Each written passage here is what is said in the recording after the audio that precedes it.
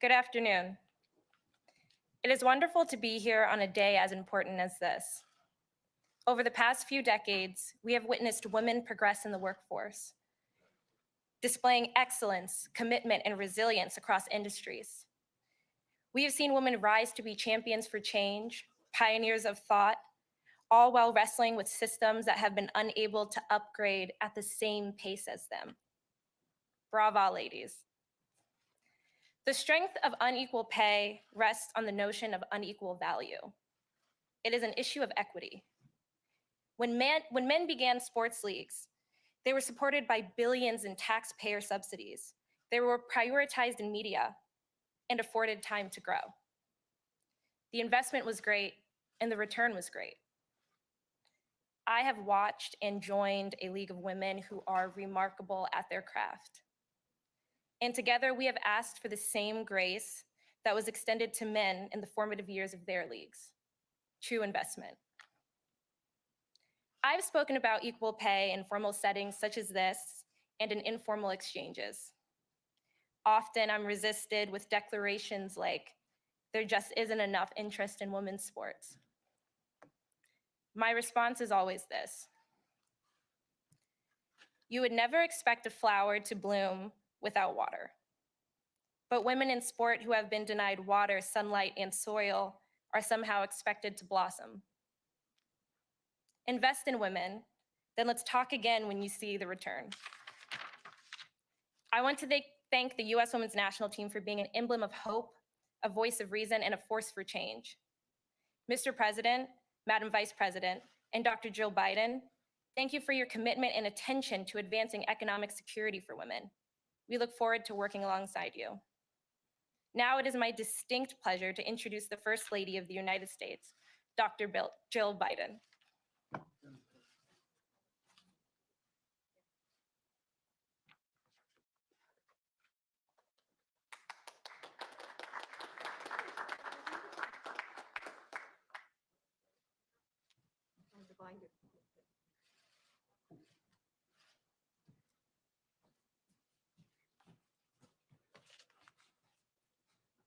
Thank you.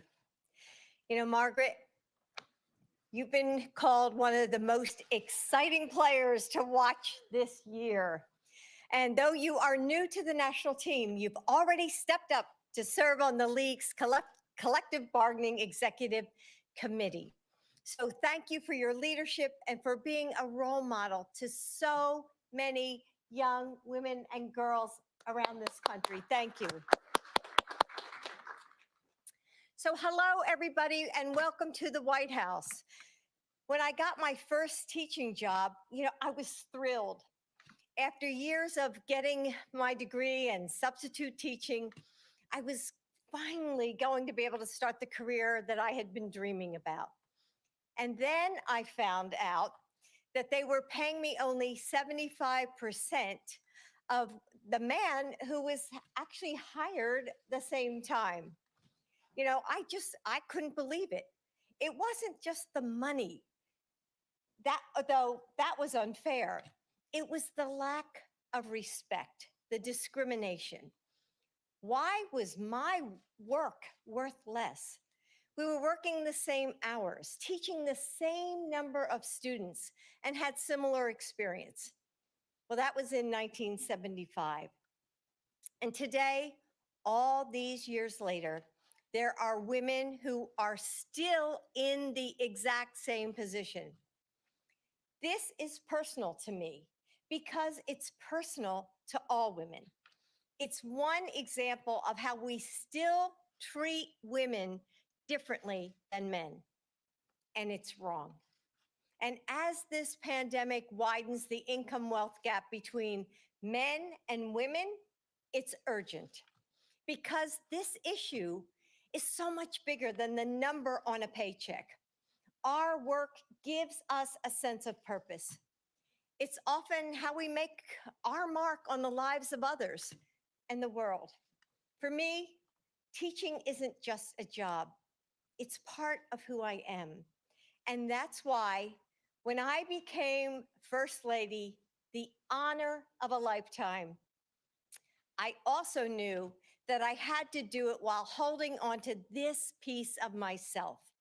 I had to keep teaching. As Joe's dad used to say, a job is so much more than a paycheck. But our paychecks reflect how we are valued by our employers and even by our communities. How do we value women when they have to work 3 months and 24 days longer to make the same amount as their male colleagues? How do we value the Black and Latina women who have to work many months more just to make up that same number? Equal work deserves equal pay, no matter who does it. And since my first teaching job, we've made progress in many ways. But I don't want my granddaughters to having to fight this same battle. I don't want them to worry about getting paid less solely based on their gender. It's way past time to pay women equally. And with the passion and dedication of leaders like Megan Rapinoe, I know we can get there. And Megan, you'll have to forgive me, but I decided not to dye my hair purple again. The last time I saw her, I sprayed purple on my hair. But that doesn't mean I'm any less excited that you are here. One of my most cherished moments with my grandkids was watching the U.S. women's soccer team win the World Cup in 2015. They were in awe of you, especially our soccer player, my granddaughter Maisie. And then you went on to become the first team in history to win 4 women's World Cup titles. You've shown again and again and again that grit, skill, and the ability to bring home championships have no gender. And you've been fearless in your mission to make sure that pay has no gender either. In fact, you and your teammates put your careers on the line for this cause. When you saw your male colleagues being treated differently, you stood up and you said, enough. That courage is why you are a hero to my grandchildren and fans around the world. Over and over, you inspire us to stand tall and speak out. From our whole family, and especially our granddaughters. Thank you. Thank you.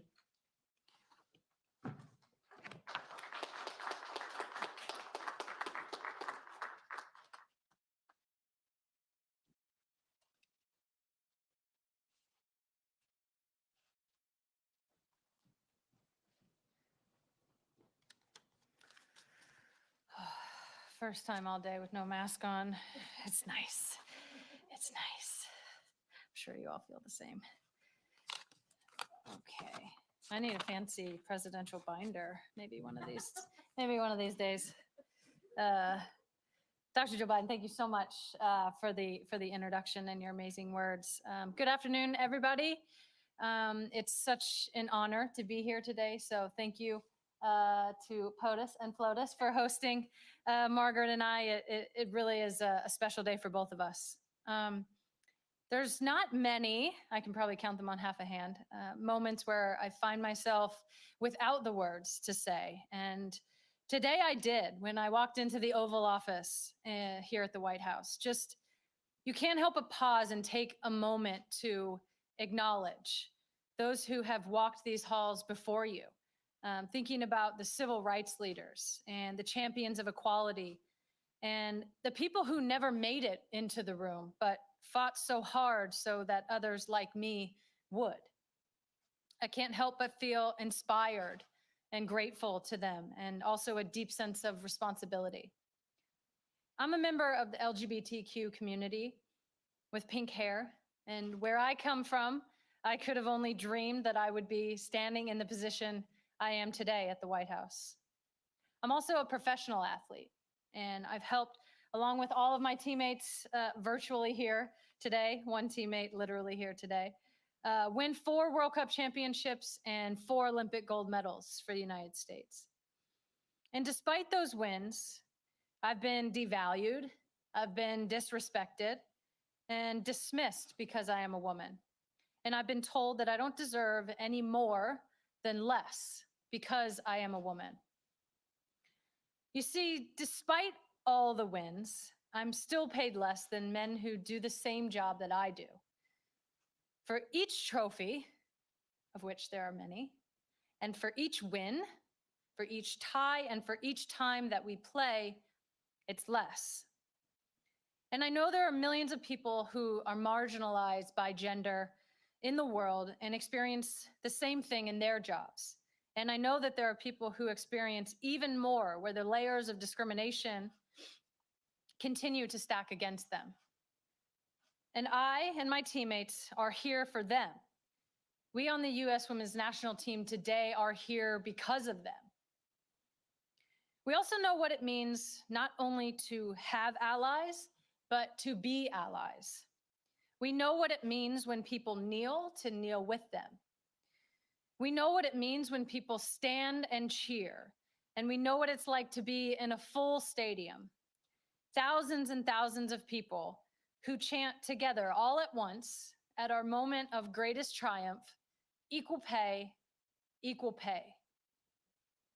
Beyond the cheers and the gestures, there is so much real work to be done on policies that continue to support equal pay, but also continue to fight against these injustices and inequalities. And not just for ourselves, but for those who are coming after us, who are watching us, potentially watching today, thinking to themselves, what may be possible for their future? And that is why it is an incredible honor and privilege for me to introduce one of our greatest allies, our president, the President of the United States of America, Joe Biden. They got to do the cleaning and everything, but it's less dramatic because of COVID, but it's okay. Thank you.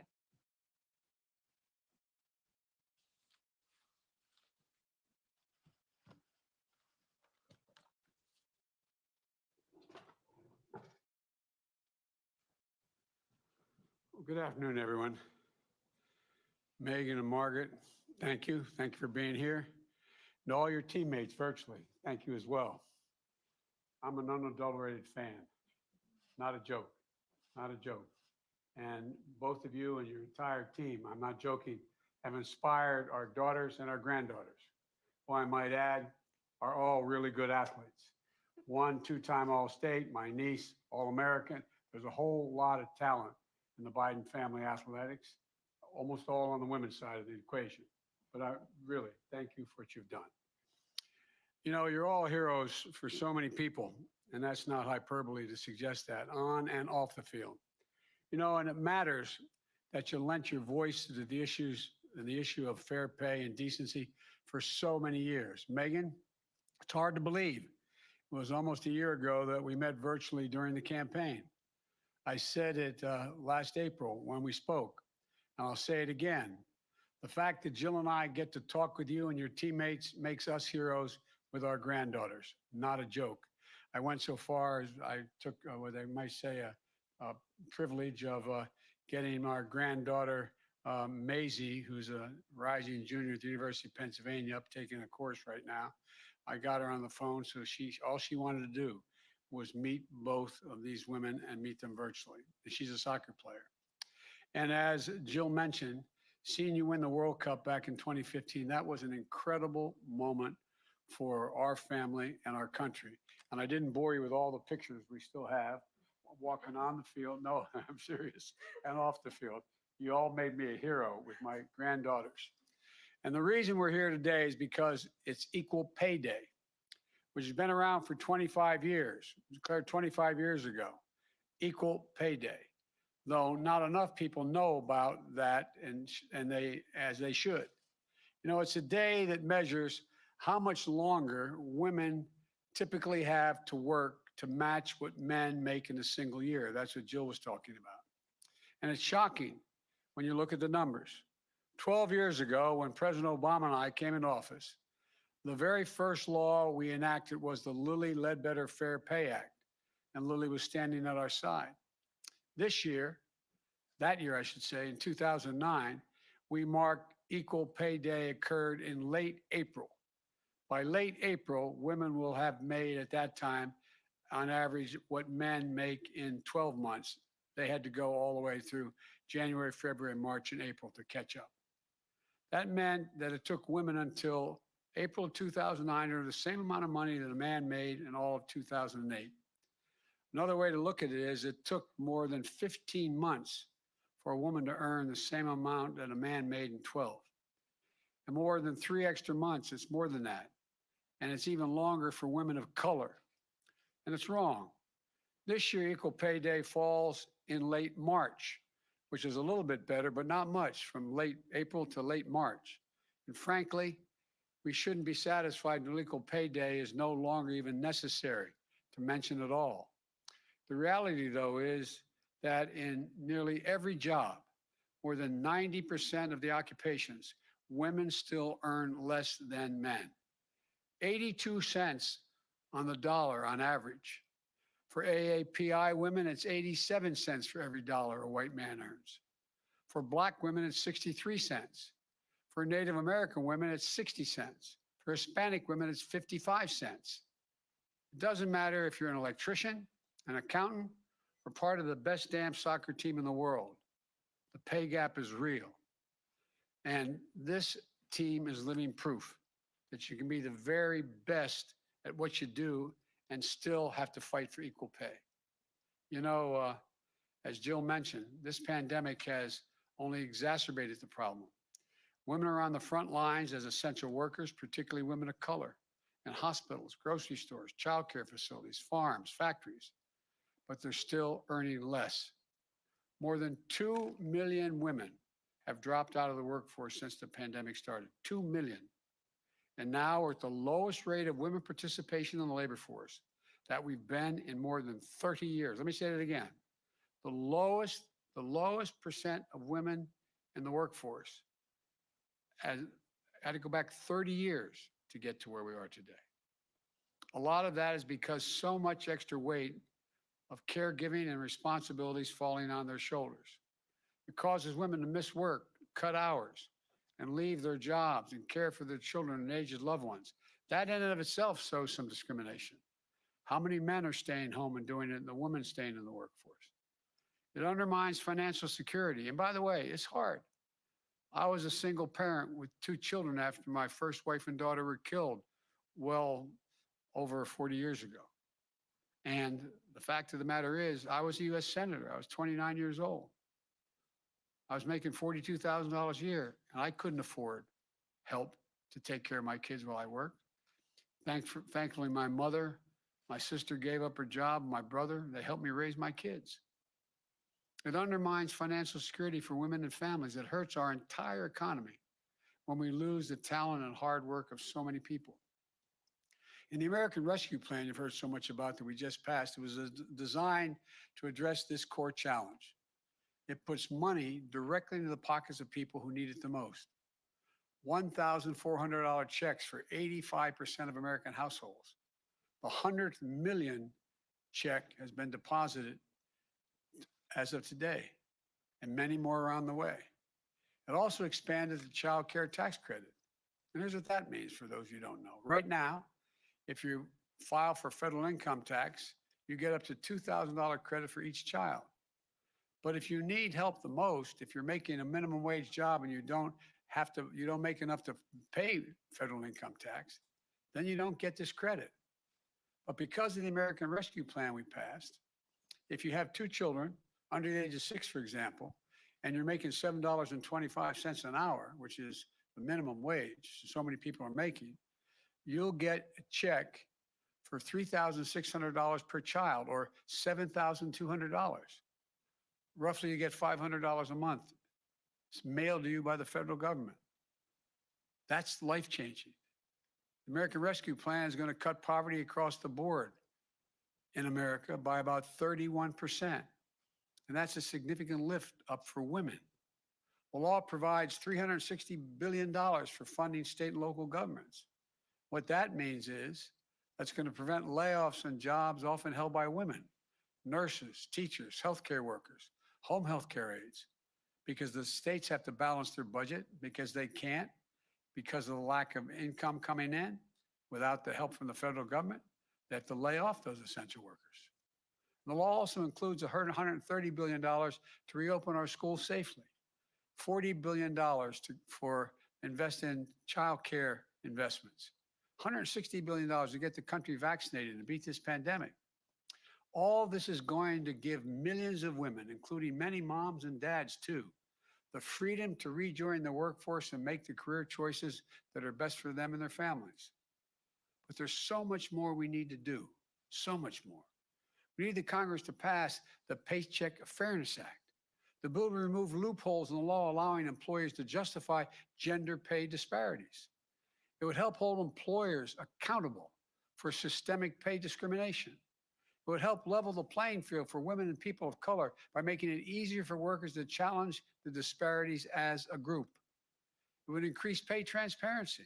By that, I mean, there's a whole range of American corporations. If you sign the Fortune 500, you sign up with them, you cannot reveal, it says in your contract, you cannot reveal your salary to another employee. Why is that? They don't want me sitting there saying, well, I'm making $60,000, or the woman doing the same job, and she looks at you, you're making 60, I'm making 40. They actually try to hide it. That's what I mean by transparency. Some employers may not allow you to know exactly, like I said, how much the person sitting next to you is making. Some may even discipline you for asking that. That has to change. Too often, secrecy is part of the problem. We know information is power. You can't solve the problem if you don't know you're not getting paid fairly. My administration is going to fight for equal pay as it become a reality for all women. It's about justice. It's about fairness. It's about living up to our values and who we are as a nation. Equal pay makes all of us stronger. It's not just women who care about this. I've been around the country. I've gone right into union halls and asked the men in the room, how would you feel if your wife or your sister didn't earn the same amount of money as the man doing the same job next to you? And you hear them respond, they don't like it. Why? When your spouse or your sister is making the same amount of money the man she's standing next to making, it means that when the hot water heater breaks, you can replace it. Then you get 4 new tires on the car. It means everybody's life is made better in that family. Let me close with this, that to come out of this crisis and build back better, we need to erase the gender pay gap by ensuring that women have access to good paying jobs, by raising wages for working folks and fighting for their right to organize and collectively bargain. Because we know unions lift women's wages even more than they lift men's. And by investing our care infrastructure, in paid leave, child care, home care, so that people can care for their families and also go to work. There's a lot to do, but together we can ensure that our daughters have all the same rights and opportunities as our sons. And if we're able to do this, it'll be transformational for our nation. That's the goal. That's what this is all about. That's what this team, all of you, are all about. Let me make one more point. I've told my daughters, granddaughters, from the time they were old enough to understand what I was saying, and I mean it, there's not a single thing a man can do that a woman can't do as well or better. Not a single thing. I was among the first senators ever to appoint a woman to the Naval Academy. I was just able to, as President of the United States, appoint 2 women as 4-star generals who now are combatant commanders. 3 out of the 6 are combatant commanders, and they're women. Women.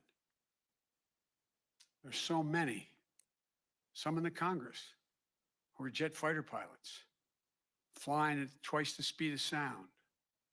So many doing so much.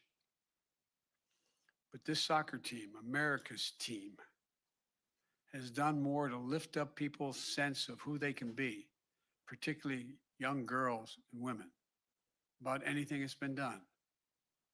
So as President of the United States, I thank you. I thank you for the example you've set and for your willingness to say, look, we're not going to take it anymore. We're not going to take it. Figuratively speaking, you can take my trophies, but you can't take my pride. As I said, my dad used to say, Joey had jobs when he lost his job and had to get another one. We had to move. He'd say, you know, Joey, a job's about a lot more than a paycheck. It's about your dignity. It's about respect. It's about your sense of yourself and your self-worth. It's about your place in the community. That's what this is all about. And that's why you guys are leading the way. And now it's my great pleasure and honor. I'd like you to stand next to me, if you would, while I sign a proclamation making Equal Pay Day, naming it an expression of our commitment to seek equal pay as we build back better and restore this economic growth. Thank you, folks. I'm going to sign it now. Come on up.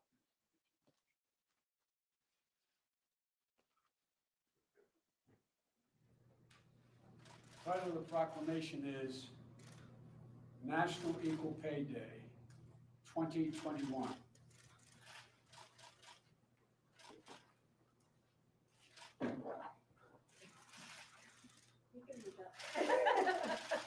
Checking. Making sure it says what it's doing. That's what it says. Joseph R. Biden. Junior, Junior. my dad, a fine man. It says equal pay is a reminder of the work that still remains to advance equality and ensure that all Americans have the opportunity to reach their full potential, like you guys. Thank you. Thanks, everybody. Thanks, Susan.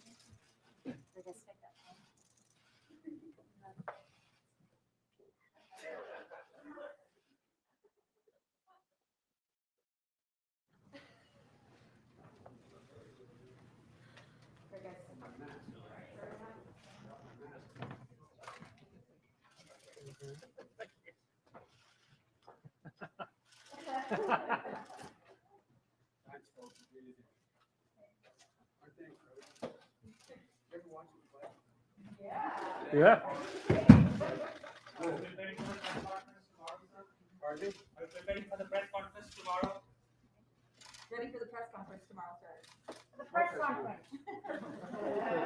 Can you order equal pay for the soccer team, sir? Pardon me? Can you order equal pay for that soccer team, sir? If I could, have been done a long time ago. It would have been done in 2015. Thank you.